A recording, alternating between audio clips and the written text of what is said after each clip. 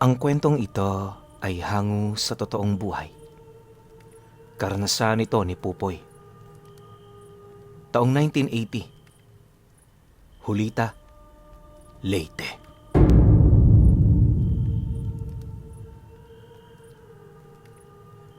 Noong mga panahong ito, putok na putok pa sa lugar nila Pupoy ang mga kwentong may kaugnayan sa mga kaganapang hindi maipaliwanag. Marami na ang nabiktima at hindi na rin mabilang ang mga taong nagpatunay ukol dito. Bilang nagbibinata, di naman niya maipagkakaila ang paniniwala sa mga bagay na yon. Ika nga ni Pupoy, mas mainam ng maniwala dahil wala namang mawawala. Ganon din ang paulit-ulit na sinasabi ng kanyang mga magulang, kaya kalaunay nakalakihan na rin niya ito. Sa kanilang lugar noon, halos inaabot pa ng ilang kilometro bago nila marating ang sentro ng bayan. Nakatira sila noon sa isang maliit na baryo kung saan karamihan sa mga naninirahan, mga malapit lang din nilang kamag-anak. Sa kabuuan, nasa 100 katao lamang ang naninirahan doon noong mga panahong yon. Konti man ang bilang nila, masaya naman kahit papaano. Kapag Pasko nga, para na silang isang pamilyang buong nagkakatipon para ipagdaos ang selebrasyon. Isang kaganapang ayon sa kanya, hindi nangyayari sa mga baryong napupuntahan niya. Bale, nag-iiba lang ito kapag nagkakaroon sila ng mga bisita. Kadalasan hindi sila nagtitiwala sa mga tagalabas. Marami kasi silang iniisip sa mga ito, kagaya ng kung totoong tao ba yon o kung may dala yung panganib para sa bawat isa sa kanila. Masama man yung pakinggan, sa ganung estado nakikita ng pamilya nila Pupoy ang kanilang kaligtasan. Subalit, ilang buwan pagpasok ng taong ito, may mga napansin silang tagalabas na bigla na lamang nanirahan 1 kilometro ang layo mula sa kanilang baryo. Hindi pamilyar sa kanila ang mga mukha ng mga ito. At kahit yung mga kababaryo nilang nakikipagkalakal sa mga bayan at mga karatig lugar, aminadong hindi rin nila yon kilala. Dahil sa ganoong pangyayari, nagsimula ng maalarma sila Pupoy at ang mga kaibigan niya. Nagsimula yon sa pagmamasid, hanggang sa kalaunay may napansin na sila roong kakaiba. Sa umaga, wala naman halos nangyayari sa tirahan ng mga ito.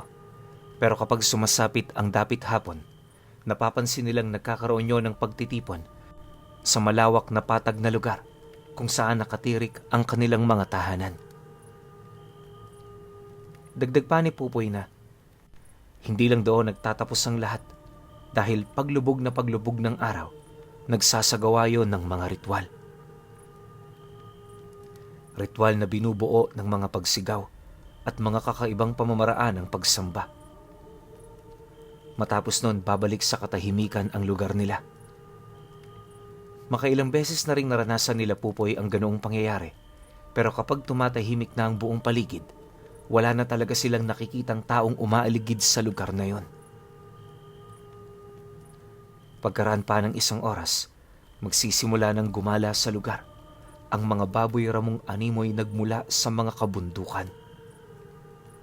Bawat isa sa mga ito, nanginginain sa ilalim ng tahanan ng mga taong minamanmanan nila. Hindi naglaon. Kapag nabusog na ang mga baboy ramo, dito na magsisimula ang mga interesanteng pangyayari.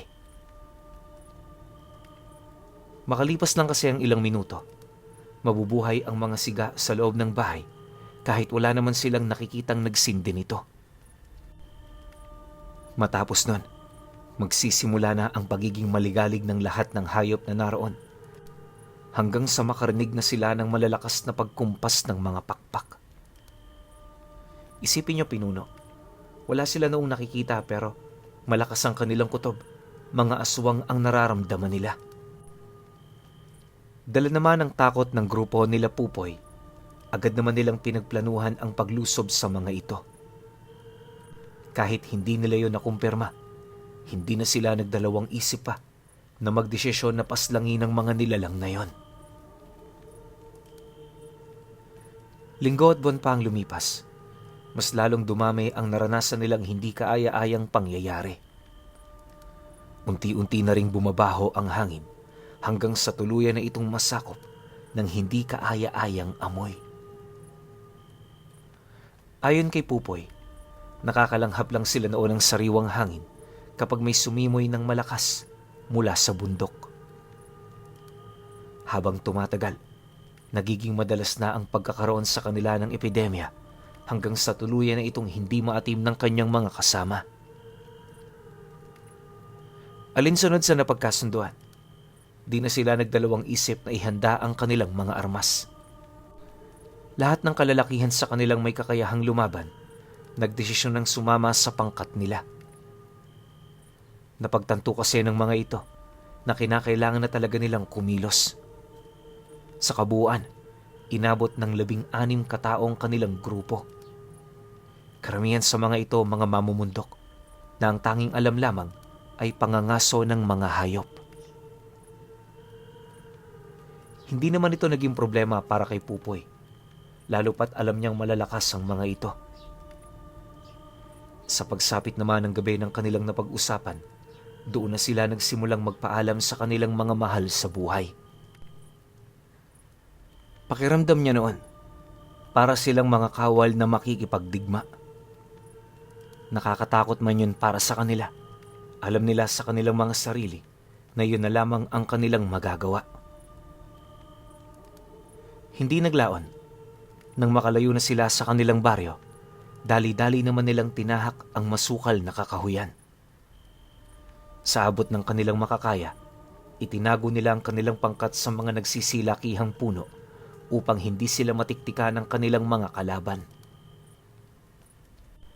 Kailangan kasing sila ang mauna dahil bukod sa wala silang mga karga, alam din nilang hindi magiging maganda ang kanilang kahahantungan sa mga sandaling mauna silang matunugan ng mga aswang. Para naman maisakatuparan ng kanilang mga binabalak, kung ano ang ginawa nila noon para makalapit sa pugad ng aswang, ganon din ang ginawa nila. Hindi nila alintana kahit napakasukal ng kanilang dinaraanan. Ang mahalaga makarating sila roon ng walang aberya. 1.5 oras pa ang lumipas, matagumpay naman yung nagawa ng grupo. Pagsilay naman nila sa pamamahay ng mga ito, nasipat nilang kasalukuyan yung nagkakatipon sa malaking liwasan. Sa unahang bahagi naman kung saan nagsikumpulan ng mga nilalang, meron silang nakitang 3 kataong nakagapos sa mga kahoy na itinirik nila roon. Dahil sa medyo may kalayuan, halos hindi nila marinig ang pinag-uusapan ng mga ito. Ang nakikita lang din nila noon ay ang mga senyas nung nagsasalita. Nataon kasing maliwanag ang buwan, kaya lahat ng mga nangyayari, kitang-kita nila. Ilang minuto pa ang lumipas, bahagya namang natigilan itong sila Pupoy nang biglaang tumayo ang 3 nilang kasama. Pagsilay naman nila sa mga ito, pilit naman nila yung pinigilan pero wala na silang nagawa. Maya-maya pa, nang makalabas na sa kanilang pinagtataguan ng 3, laking gulat na lamang nila nang mapansin nilang unti-unti nang tumititig sa kanilang kinaroroonan ang lahat ng mga aswang sa patag. Pagsilay naman ng mga ito sa kanila, kitang-kita ni Pupoy kung papaano matigal po ang 6 sa kanyang mga kasama. Dahil dito, nagsimula ng mag-iba ang simoy ng hangin. Bago pa man sila makaisip ng paraan noon para labanan ang mga nilalang, bigla naman silang sinunggaban ng 3 nilang kasama na animoy na wala sa kanilang mga sarili. Walang habasyong ng taga, kaya para mapigilan ng mga ito, agad naman nila itong pinagtulungan hanggang sa makuha na nila ang hawak-hawak nitong armas. Matapos ang pangyayaring yon, tuluyan na nga nilang nakalimutan ng plano, dala ng matinding takot. Ang tanging namayagpag na lamang sa kanilang mga isipan ay ang pagnanais na makatakas mula sa kamay ng mga nilalang. Pagsipulasa naman ng iba niyang mga kasama, naiwan si Pupoy doon ng nag-iisa. Gusto man niya noong tumakbo pero pakiramdam niya merong pumipigil sa kanya.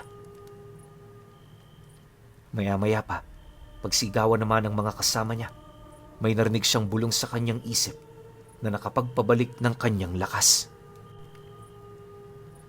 Sa halip di na sumabay sa mga kagrupo niya, ibang daan ang kanyang tinahak.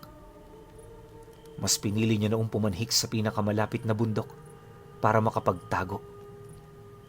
Mabuti na lang medyo bata pa siya, kaya may kaliksihan pa ang kanyang katawan. Isa rin sa mga rason kung bakit hindi siya nasundan ng mga nilalang ay dahil sa pananatili niyang tahimik sa kabila ng mga sugat at tusok na kanyang natatamo sa mga matatalas na damo at sanga ng puno. Pagdating naman niya sa paanan, kitang-kita niya mula sa malayo ang kanyang mga kasamang walang patid na sinusunggaba ng mga aswang. Hindi rin magkamayaw ang sigaw ng mga ito na walang sawang humihingi ng tulong.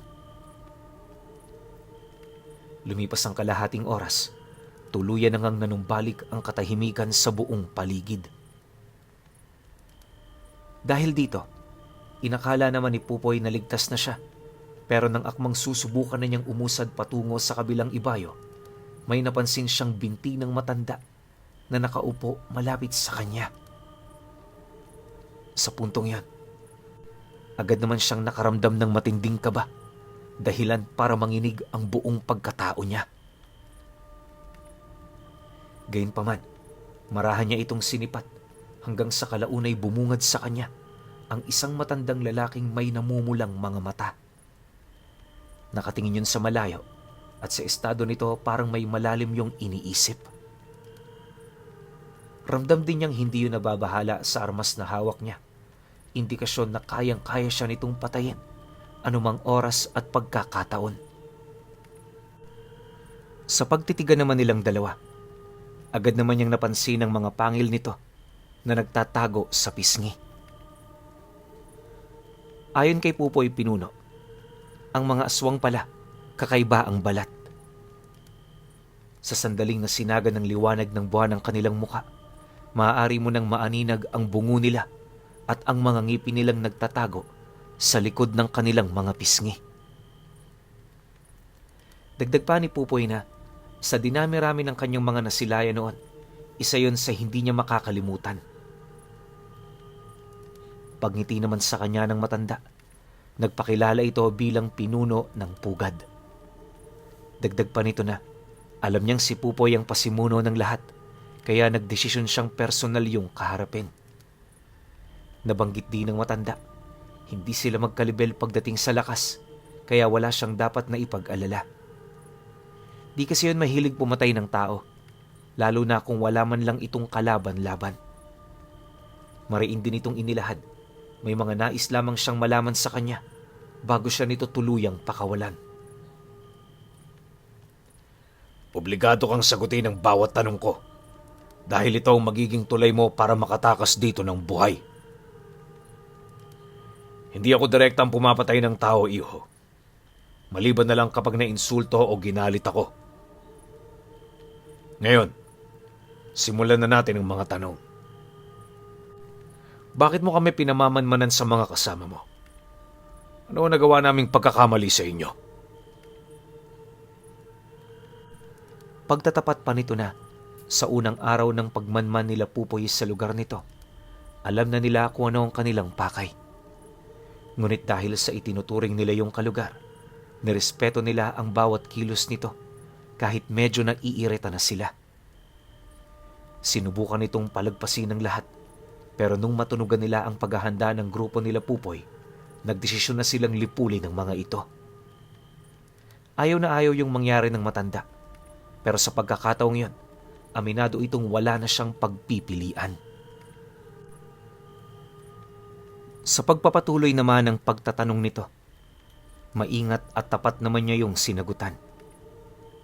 Kalaunan, nang malaman ng matanda ang kanilang mga dahilan, Agad naman siya nitong inutusang umalis na. Payo pa nito sa kanya na kung ayaw niyang madamay ang iba pa nilang mga kababaryo, mas mainam na akuin niya ang lahat ng kanyang pagkakasala. Matapos naman yung marinig ni Pupoy, hindi na siya umimik pa.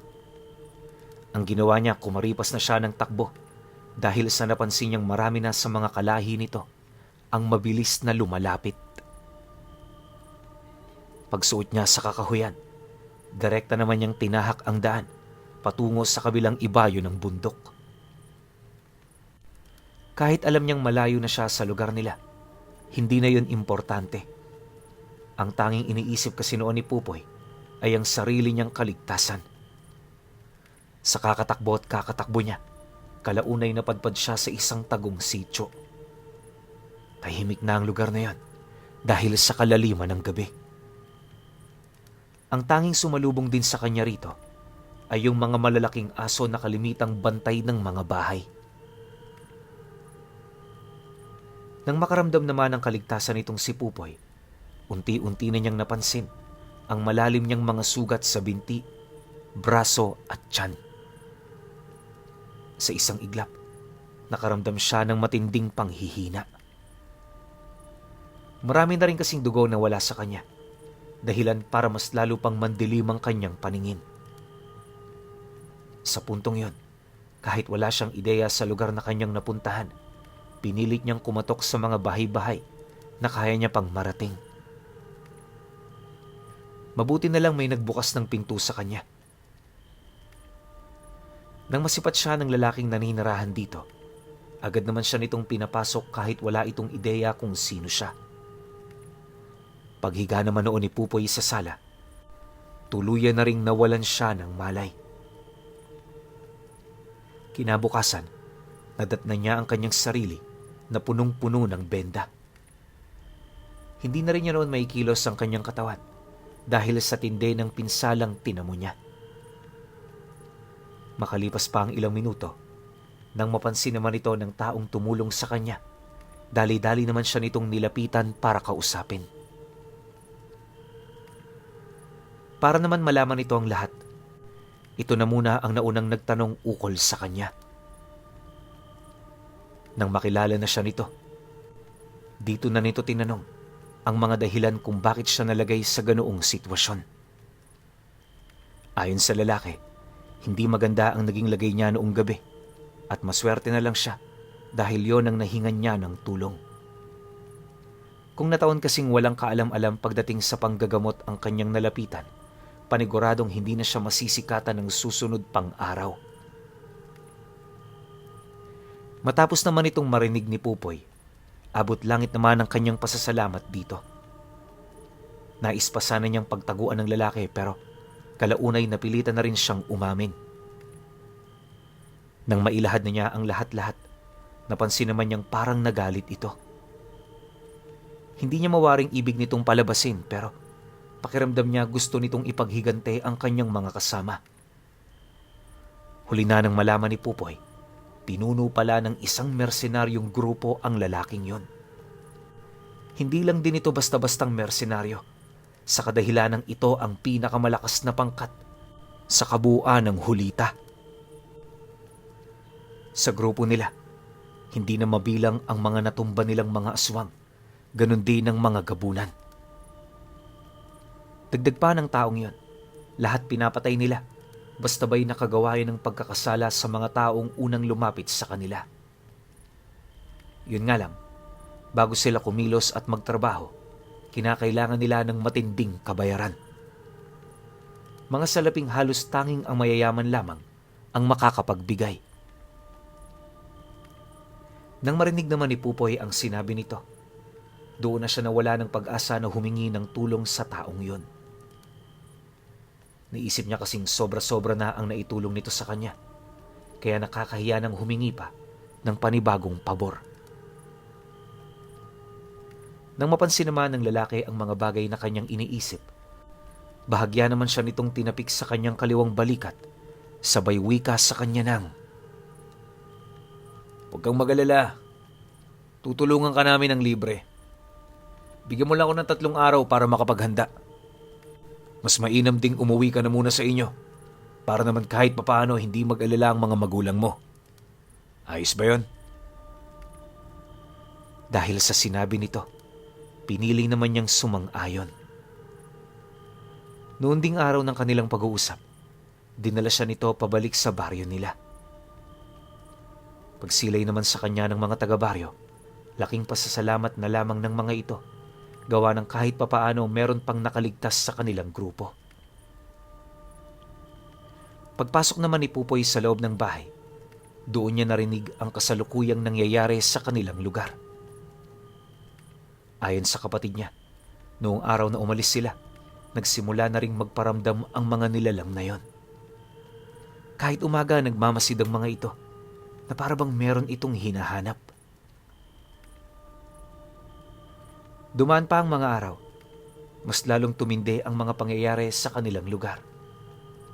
Kung dati kasi hindi sila pinagtutuunan ng pansin ng mga nilalang, noong araw na yon, tila bang sila na ang naging sentro ng atensyon ng mga ito. Marami na sa mga taga roon ang pumapasok sa kanilang lugar, kasabay ng pagtanong-tanong ng mga ito sa mga tindahang pagmamay-ari ng kanilang mga kaibigan. Matapos naman yung marinig ni Pupoy, pinili niyang manahimik na lang. Inaasahan naman niya kasi ang ganoong pangyayari, lalo na't natalo sila.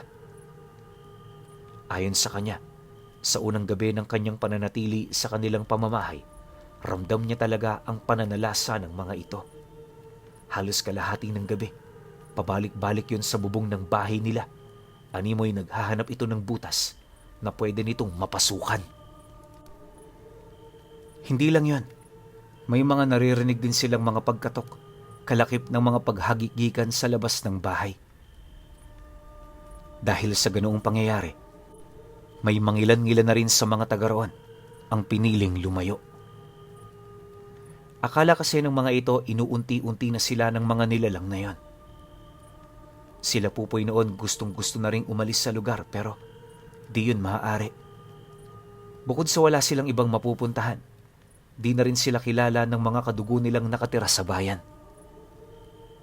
Ayaw naman niyang magmakaawa sa mga ito, lalo pat nahihiya rin siya sa kung ano ang mga sasabihin ng mga kadugo niya. Pagkaraan naman ng 3 araw, alinsunod sa kanilang napag-usapan, dumating ang lalaking tumulong noon sa kanya.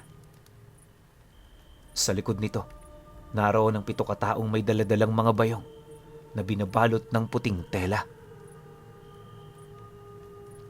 Pagsilay naman ni Pupoy sa kanyang mga bisita, agad naman niyang napansin na hindi pangkaraniwang tao ang mga ito. Isipin ninyo, bukod sa mga kwintas nitong may tampok na mga bato, marami rin itong mga simbolong nakalimbag sa kanilang katawan. Hindi rin pala salita ang mga taong yon, indikasyon na meron itong iisang pasya. Sa kanila namang pag-uusap, inilahad niya rito ang mga nangyari noong naghahanda pa lamang ang grupo nila. Upang madagdagan din ang kanyang mga testimonya, hinikayat nito ang iilan sa kanila na magbahagi rin ng kanilang karanasan.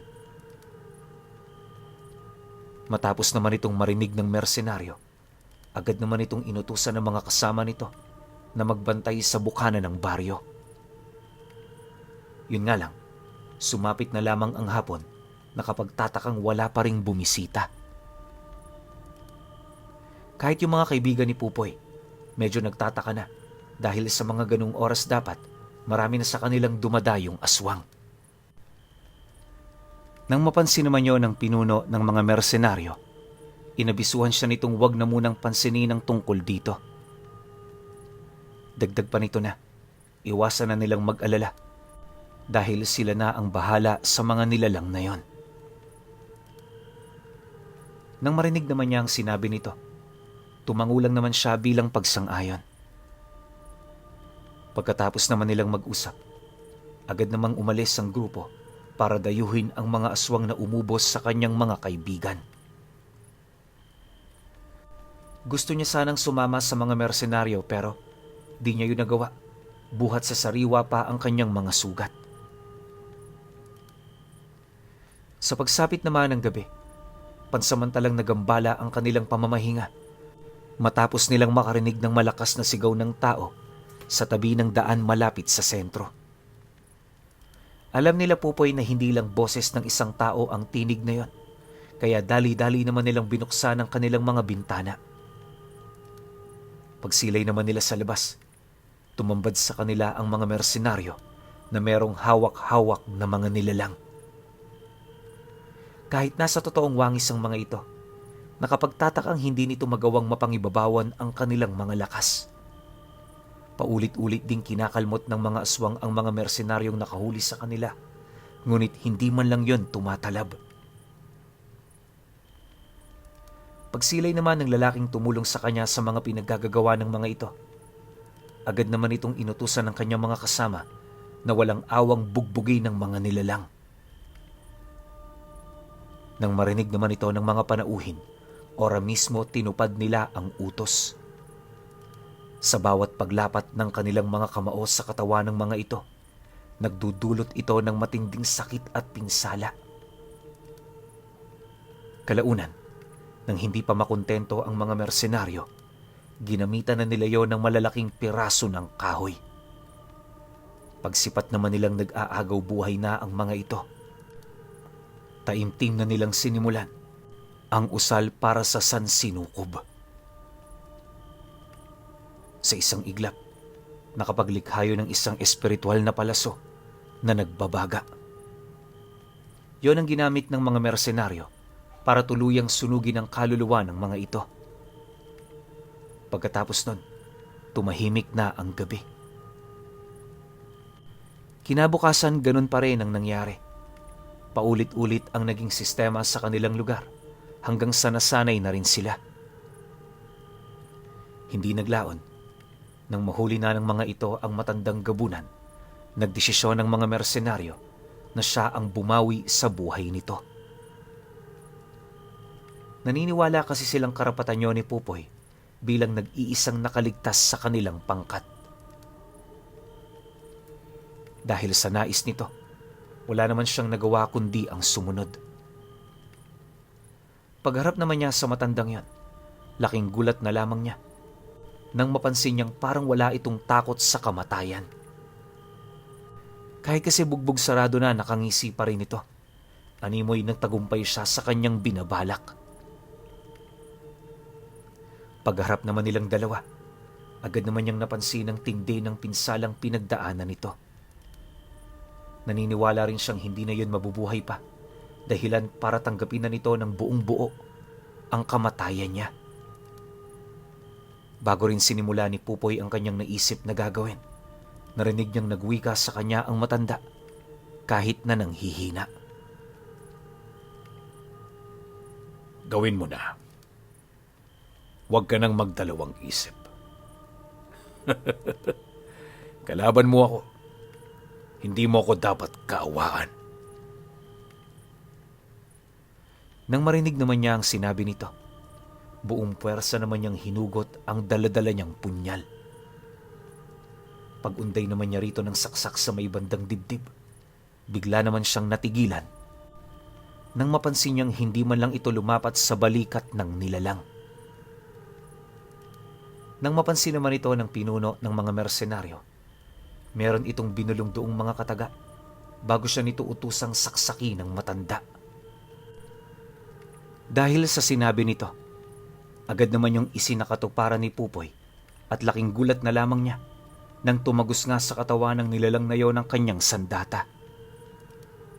Sa sobrang lakas ng kanyang pagkakasaksak, tumagos ang dulo nito sa likod ng matanda.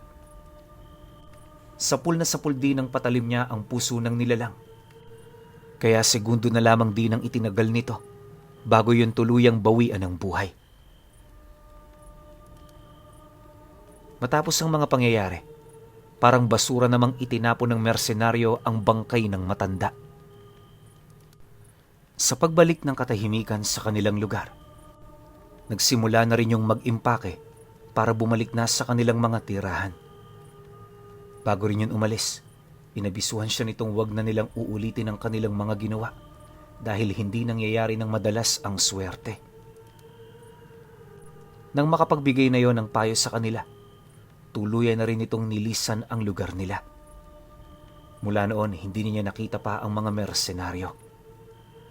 Gayunpaman, kahit wala ng mga ito, maigi niyang sinunod ang lahat ng mga naging payo nito. Magpahanggang sa ngayon, kahit matanda na siya at tahimik na ang kanyang buhay, hindi niya pa rin magawang makalimutan ang minsang tumulong sa kanya na pinakamalakas na mersenaryo sa buong Leyte.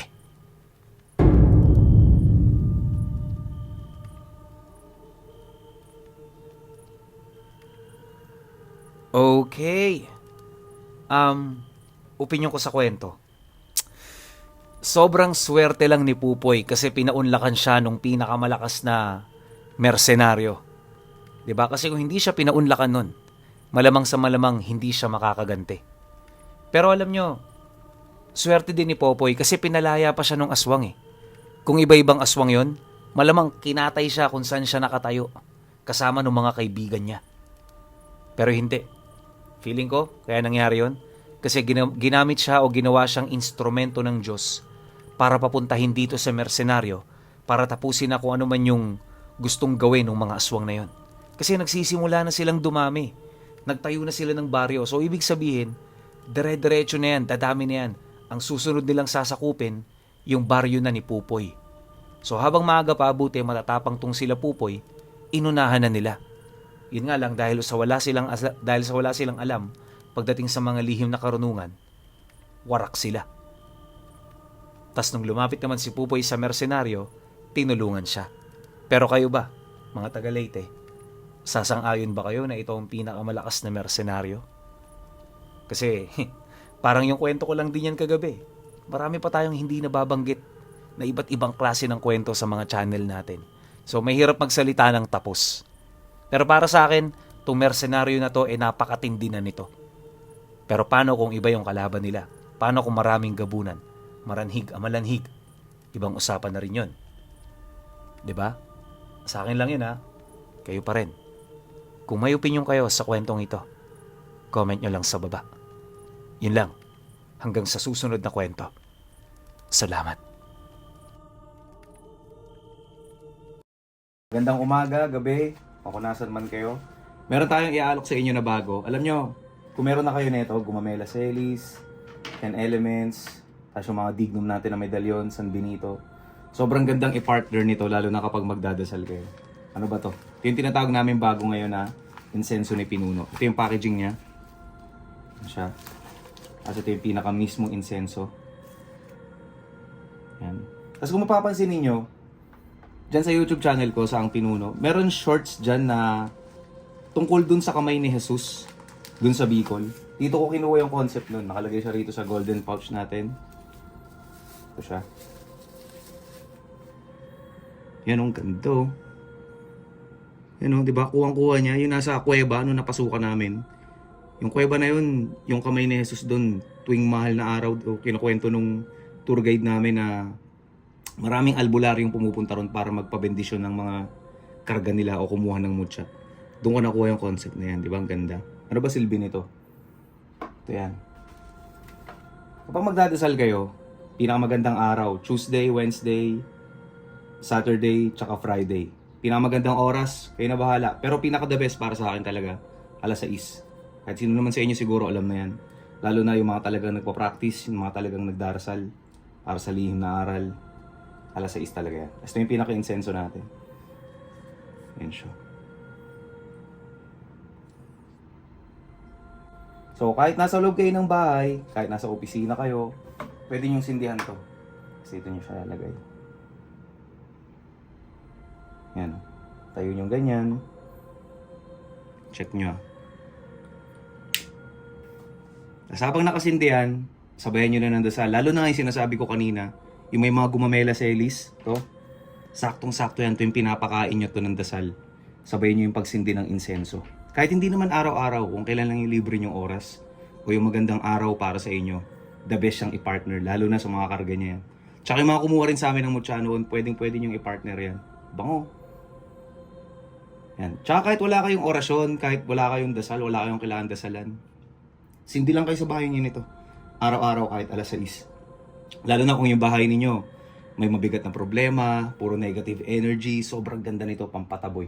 Yan, sakto yan yun. Magtataboy tayo ng mga negative energy rito sa kwarto.